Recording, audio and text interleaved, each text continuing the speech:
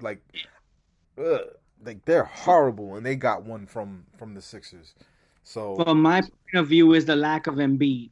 If yeah, Embiid's not 100%, or if he's not there at all, it just changes everything. yeah, Because they I'll be honest, the Sixers 100% healthy, I know they will give the Nets problems just like Milwaukee did. But if there's no Embiid, that just makes a huge, huge No, difference. that would be they would sweep them without Embiid. yeah, no, they can't score. Like he could try to defend all he wants. They will never score with us. Never. And that last Wizards game, looking at how much they did score in that game, uh, like they'll never do that against us. Like it just would never come close. That team is so bad. Just talking about the wrong two superstars to have on your team. And I don't think Beal is a superstar anymore. Like I used to think he was. He's not a superstar. I've never seen two guys fill it and be detrimental to their teams like Westbrook and Beal is. It's if I could take anybody on that team, I'd take Rui Hachimura. Um, that team sucks, yo. You ever played Punch Out? Of course. He looks like Piston Honda. He really does. I never noticed that. I know exactly what Piston Honda Yeah. looks like, and he The does. second or third guy you fight. He does. How racist of us all. Anyway, That's guys, not racist. Piston Honda. I don't think you could make that character today. Well, that's a different story. Yeah, I him don't looking like him isn't racist. The character's racist. Looking like a racist character is not good. Maybe not. I take it back. Yo, look. Anyway, we're gonna win this fucking championship. I'm not worried. Gentlemen sweep on deck. You guys got in 7.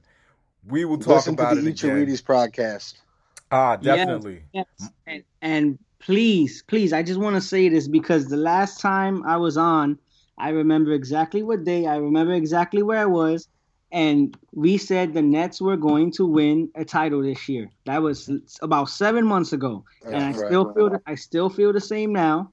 And I know a lot of people on Twitter call me negative. They don't agree with me.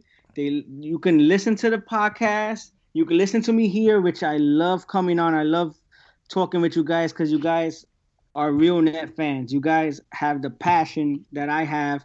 And let's be real, we don't have a huge fan base, and a lot of guys are not used to the fan base. And you want to call me, you want to call Bam negative. It's not negative, but everything can't be rosy all the time. You can talk about Nash. You can talk about deficiencies that we have or mismatches that other teams are gonna look to take advantage of. So I just love coming on, love speaking my mind. If you guys, please, if you want to listen to what more I have to say, please listen to the Each Readies podcast with me and my partner Larry Hammonds. You could follow us, listen to us, and the one thing I do like is I do love the back and forth. I like hearing people's opinions. You don't agree with me? Tell me why you don't agree with me. Tell me why Right. I'm wrong. Nothing wrong with that. And this is why I love coming here because I know you guys, two of the biggest net fans that I know, don't agree with each other. So if you guys don't agree with each other, that's just like the rest of the fan base. We don't always agree. Yeah. Guys like Billy, huge net fan. I know it, and I just don't agree with 50% of the things he says. And I've been blocked 2 or 3 times by Yevs here, and what I do, I got blocked again. Like, what's happening here? So It's we out of just love, though. yeah, we just love our Nets. We love talking basketball, and Nah, I love you we'll do it. guys. I'm telling you, like I've made good friends on here. I consider Bam a close friend, someone I really enjoy. Like it was weird. We were there with both of our brothers, and our brothers was more reserved than us, and we were like the two nutcases screaming our head off Yeah. at the game. That's my second game with Bam, and I've had a blast both times. And Next time I go to a game, I'll let you guys know. Maybe if you're there, you're there. If you're not, you're not. But one of these days, we do have to get to a game together. Word. I'll Yeah, be there listen. Saturday. If we do get that championship, we're gonna have to set up like a meeting, like a open bar type thing in Brooklyn. To celebrate with each other for sure. Yeah, Man, let's I've get. been I long was time. gonna hit up the Talk Nets guys, and I'd even cut them a check to just throw a big ass party with one of the relationships that they have. Only problem with what they do is all the way in Williamsburg, and that's where you have the phoniest Nets fans. This is in Williamsburg. No, we're going somewhere by the arena. Yeah, that's what I think we should do. I think we should get a sponsor. I'll even talk to one of my friends who's has a restaurant over there, so we'll figure that out. Anyway, Nets fans, we just gave it to you. We just gave you an hours long pod effortlessly. We just put that out there. I am at Eve Darbooz. That's my guy Bam at Past First 11, and my other boy at Los Fernandez.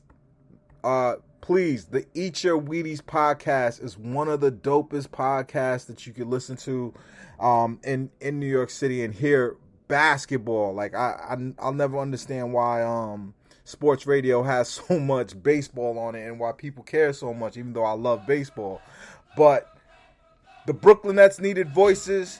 We're one of a group of them. We're about to win this championship in New York City. Say bye, fellas, and we out of here. Go Nets. Go Nets. We're going to win tomorrow.